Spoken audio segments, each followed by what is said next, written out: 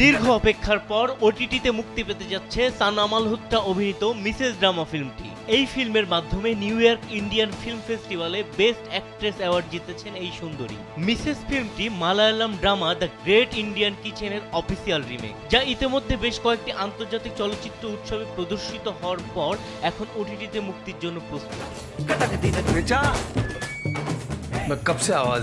আগামী ৭ ফেব্রুয়ারি জি5-এ মুক্তি পেতে চলেছে মিসেস। এটি পরিচালনা করেছেন আরতি কাদব। সানার পাশাপাশি এতে অভিনয় করেছেন নিশান্ত দাহিয়া, শিয়া মহাজন সহ আরো অনেকে। এর মধ্যে জি5-এর ইউটিউব চ্যানেলে ট্রেলার মুক্তি পেয়েছে, যা দেখে দর্শকরা বেশ উচ্ছ্বসিত। ট্রেলারে দেখা যায় রিচা একজন নৃত্যশিল্পী যে নাচতে খুব ভালোবাসে, কিন্তু তার বিয়ে হয় একটি ঐতিহ্যবাহী পিতৃতান্ত্রিক পরিবারে।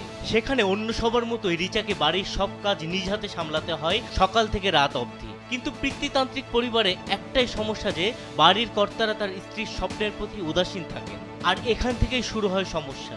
রিচা তার ইচ্ছার কথা জানালে সেটা নাকচ করে দেন তার স্বামী।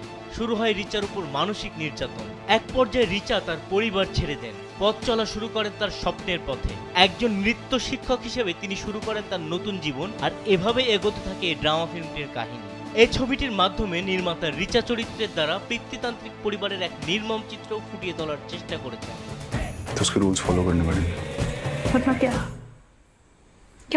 ফিল্মটি ওটিটিতে মুক্তি পাওয়ার আগে বিভিন্ন আন্তর্জাতিক চলচ্চিত্র উৎসবে প্রদর্শিত হয়। এটি 2023 সালে টালিন ব্ল্যাক নাইটস ফিল্ম ফেস্টিভ্যালে প্রিমিয়ার হয়েছিল এবং একই বছরের নভেম্বরে এর টিজার মুক্তি পায়। এছাড়া 2024 সালে নিউ ইয়র্ক ইন্ডিয়ান ফিল্ম ফেস্টিভ্যালে এটি ক্লোজিং ফিল্ম হিসেবে নির্বাচিত হয়, যেখানে পরিচালক আরতি কাদব সেরা পরিচালক হিসেবে মনোনীত হন।